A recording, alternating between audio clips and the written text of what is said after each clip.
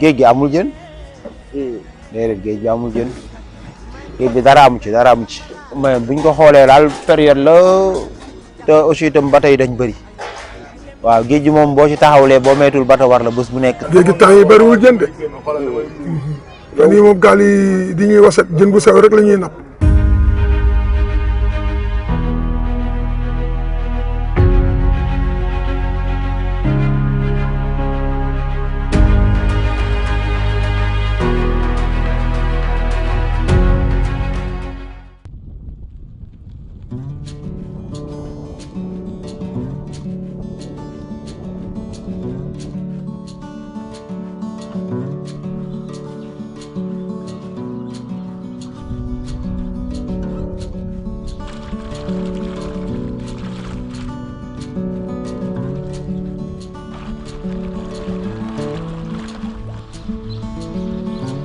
asalaamaaleykum amis téléspectateurs émission Veto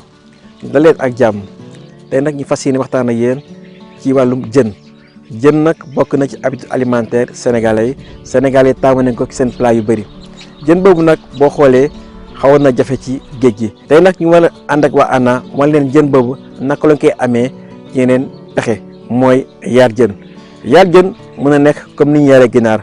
tàmmalee ko ci reproducteurs yi mooy bu jigéen ak góor bi naka lañ koy def ba nga xam ne dañu mën amee doom yooyu naka lañ leen tàggatee bañ mën a nekk mag ba buñ ko jaay teg ko ci ay charte. jën bokk na ci lekk yu askan wi di gën a consommer fii ci Sénégal ci at yu mujj yi ñu seetlu ni du ci géej bi kese lañu ko mën a amee mën nañ ko amee tamit ci li nga xam ni mooy élevage maanaam yar jën fan ak naka la ñuy yaree jën. ñàkkum jën boobu waral na nguuru Sénégal daal di taxawal benn agence bu ñu naan ANA agence nationale de l'aquaculture Njaañ diggante Thiès ak Tivaouane la ñuy ànd ak waa ANA. ANA bu ngeen ko déggee mooy agence nationale de l'aquaculture structure administrative la boo xam ni bu dépendre ci ministère de la pêche et de l'économie maritime donc état bi mi ngi ko créé en 2006 bi nga xamee ni bon vraiment gis nañu ni réew mi vraiment ñàkkum jën tar na fi lool alors donc mission ANA mooy dimbali bépp sénégalais bu bëgg a def aquaculture pour mu mën a réaliser lu mel ni ferme ci biir loolu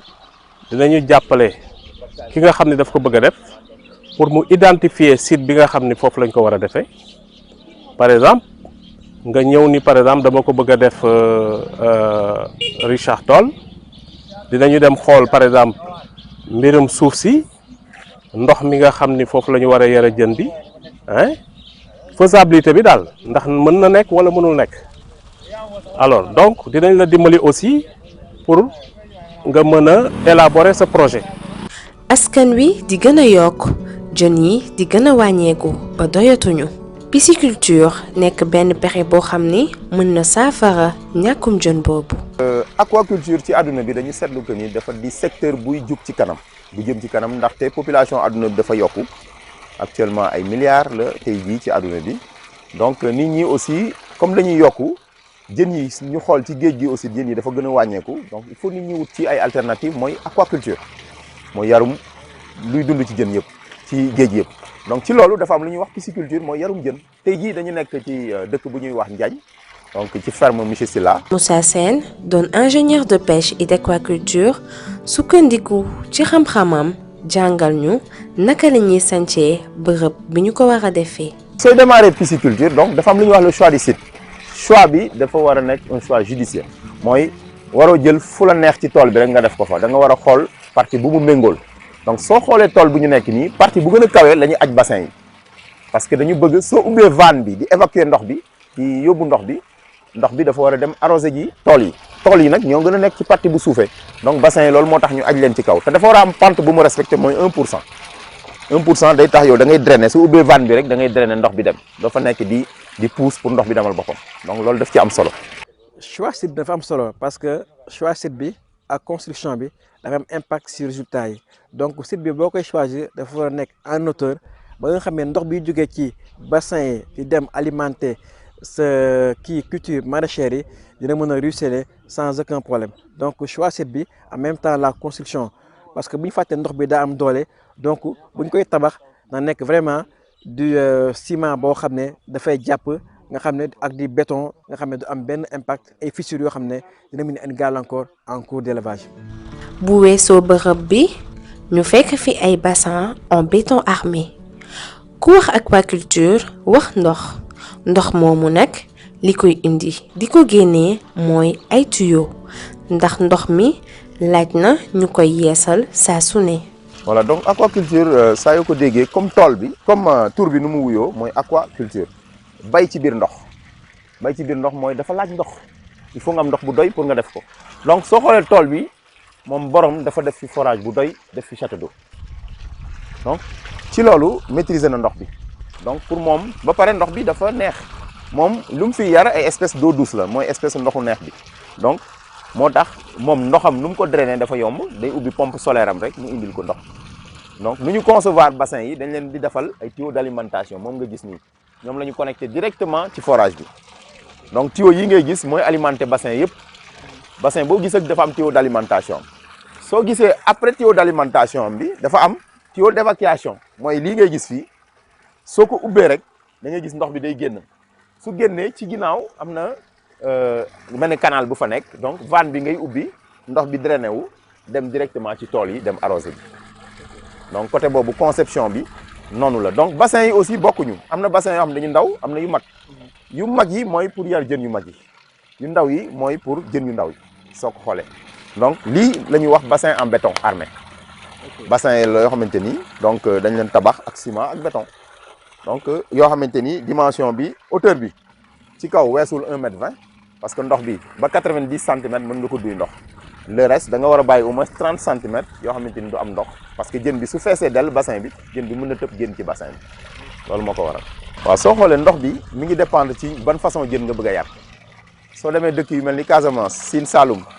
ah dafa ñoom ndoxu xorom la ñu am donc jën yiy dund ci ndoxu xorom lañ leen di élever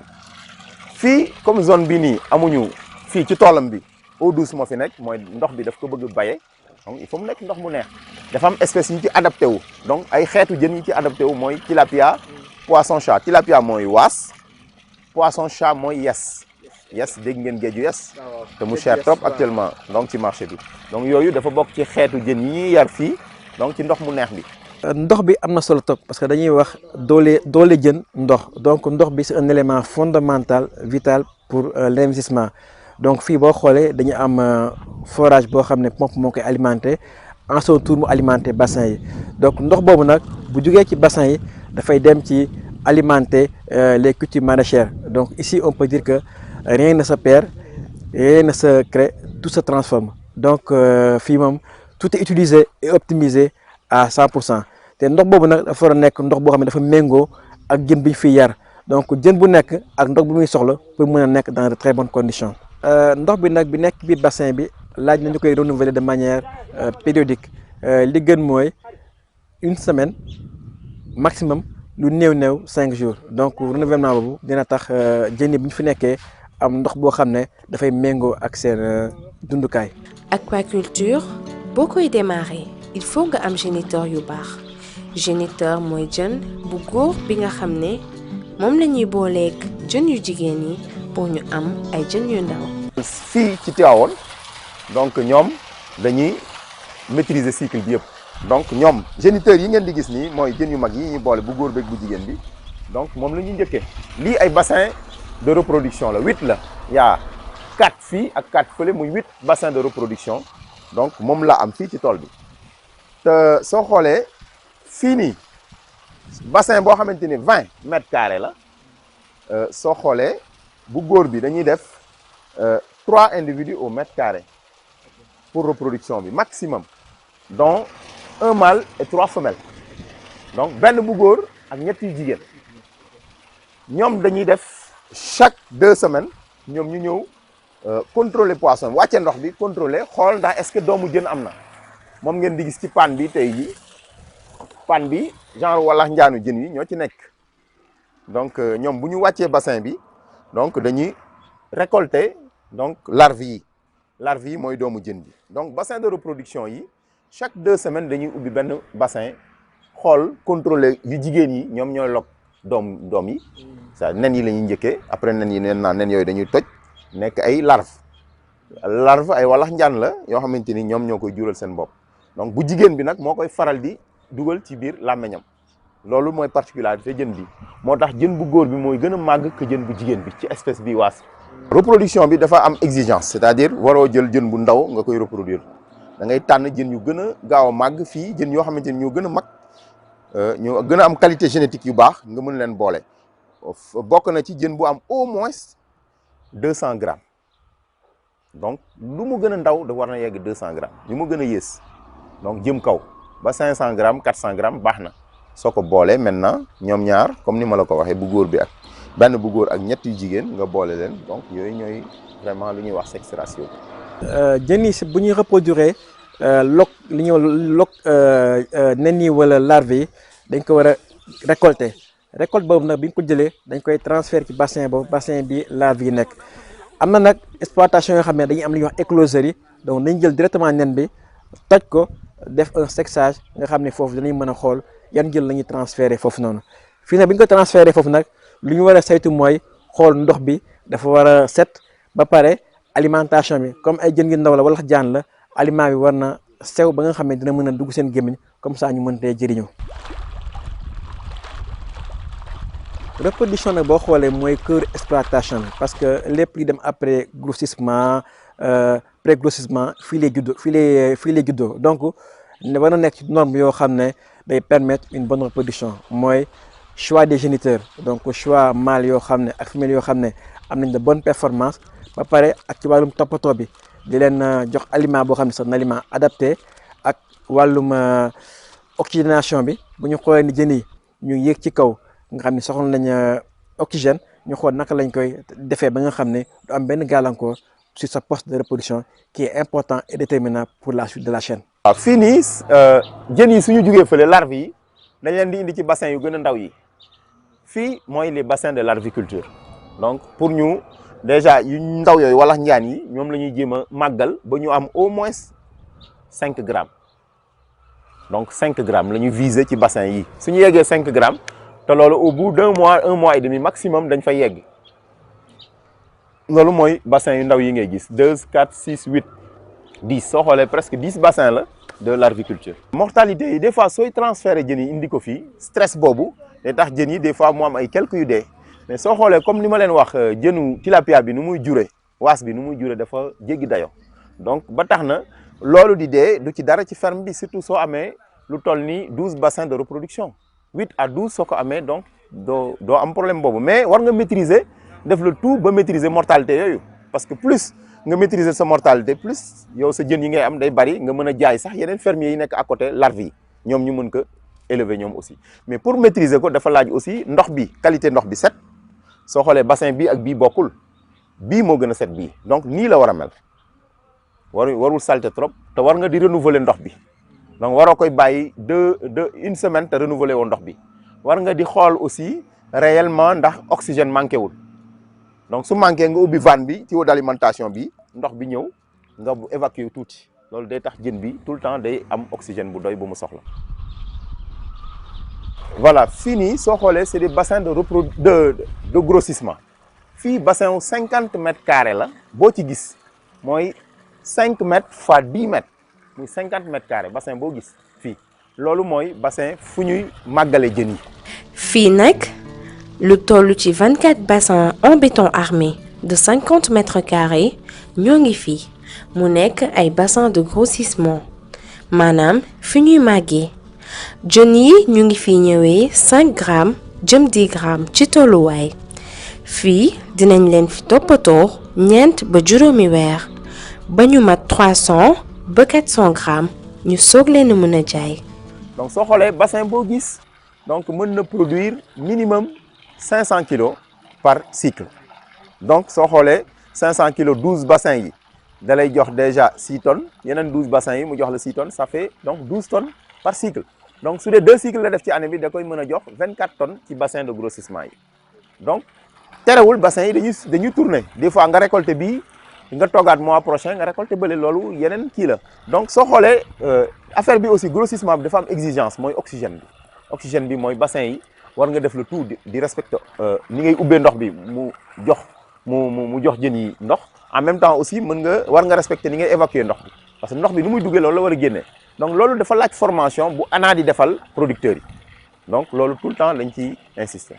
grossissement nag mooy fi jën yi di màggee ba mat poids boo xam ne dañ leen mën a jaay loolu nag li permettre ñu am poids bu baax mooy éleveur bi am seetlu xool condition d'élevage yi mooy ndox bi am na renouvellement xool jën yi est-ce que amuñu problème oxygène ak alimentation bi parce que aliment bi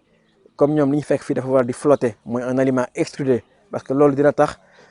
bassin bi du am pollution parce que aliment bi bu demee di tasaaroo si biir day am pollution donc jën yi dañu mën di lekk régulièrement ak fréquence ñu koy alimenter donc jën yi war ñu toog ay heures yu yàgg duñu lekk donc laaj na une fréquence régulière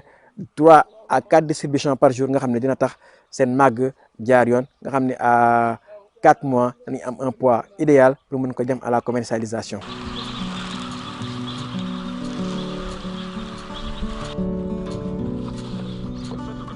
seen toppatoo yombul mu am heure bu ñu taamu di lekk kii di Daniel Faye loolu bokk na ci liggéeyam. soo jëmoon damay xëy 8 heures ñëw taaral nii ñu arrosé seen kii bi ay 9 heures tàmbalee récolter samay larves ay 11 heures alimenté donc ay midi ay 11 heures 1 heure toog ba 3 heures alimenté waat ay 4 heures alimentation bi kii ay 4 heures alimentation du bëri noonu tuuti lay kii légèrement alimentation moom 11 heures laa leen may 11 heures ak 3 heures ak 5 heures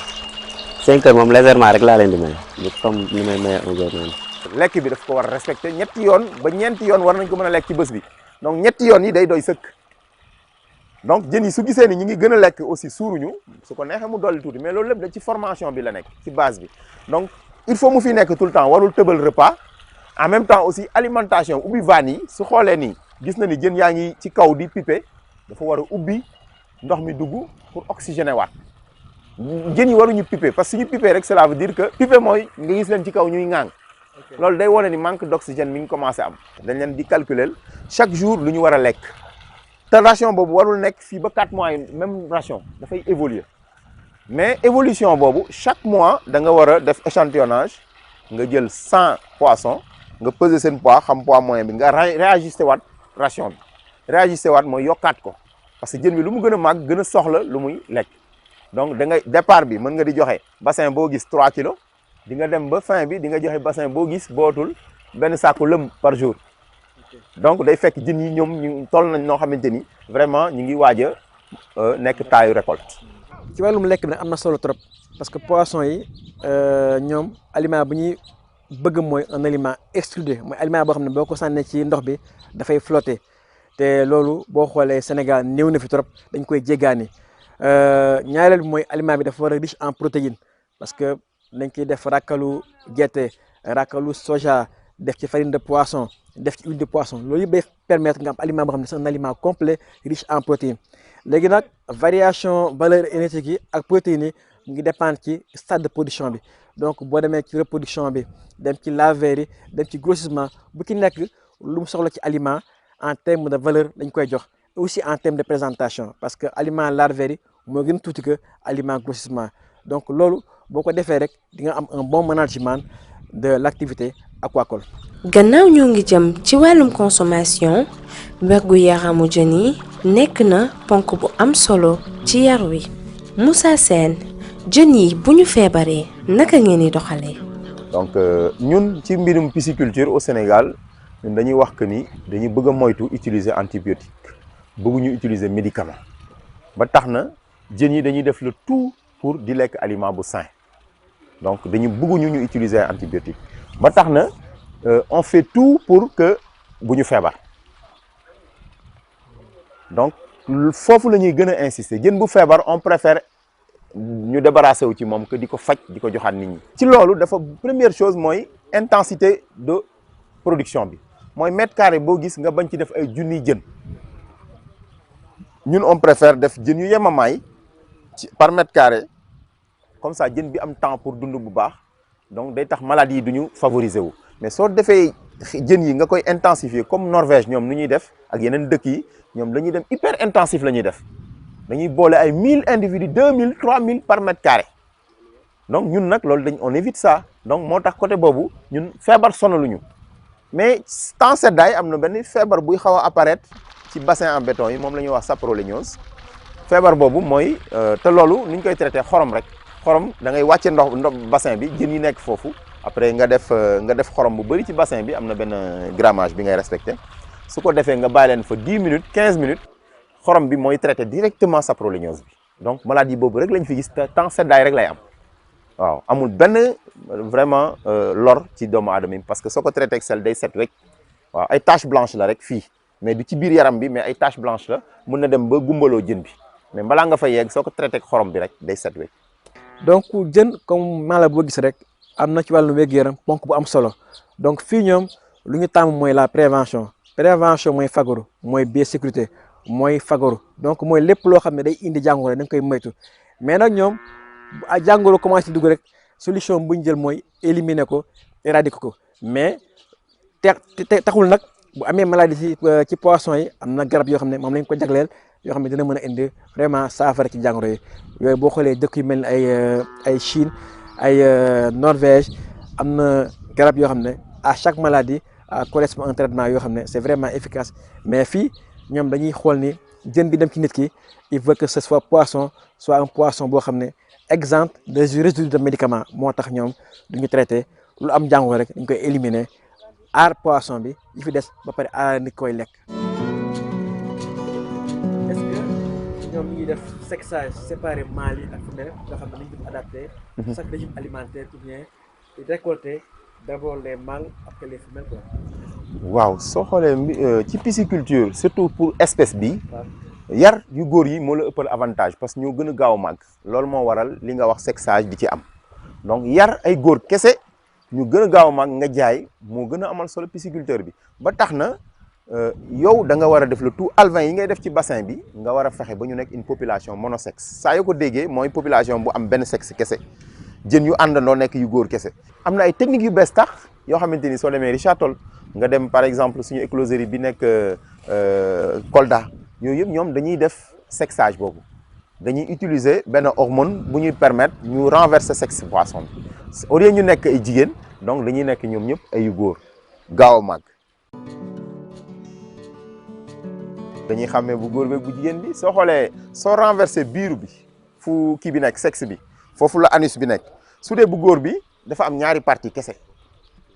papille génitale bi mooy par exemple foo xamante ni foofu lay sawee foofu lay neefare mooy anus bi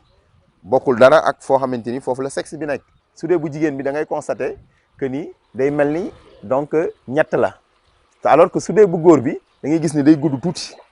su dee bu jigéen bi day arrondi donc soo ubbee rek da nga koy sentir. jën yi seen alimentation dafa am ay exigences dinañ soxla ay protéines yu doy ak ay ferñeent ba tax na dañu war a tànn aliment jën aliment bi dafa war a flotter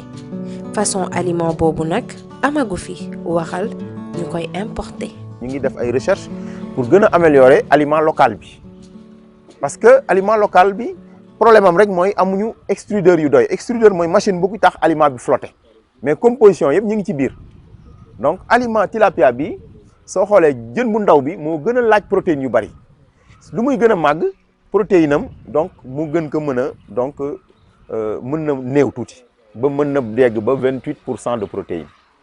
donc yu mag yi ba 28% de protéines c'est bon alors que yu ndaw a ndaw yi dañuy exiger ba 40% de protéines donc type d'aliments yi bokkuñu plus l'aliment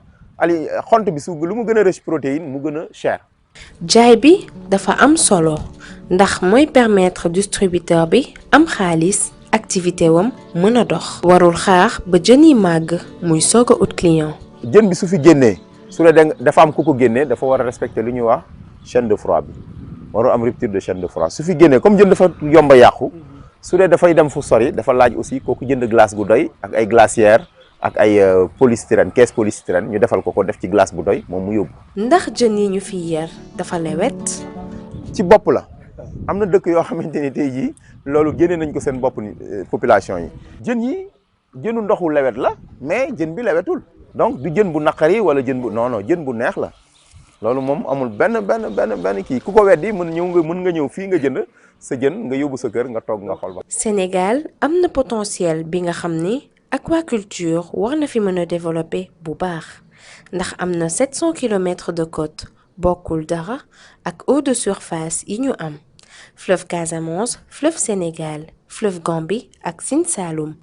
ba tey bokkul dara ak eau souterraine yi. am jën sans dem géej mën na nekk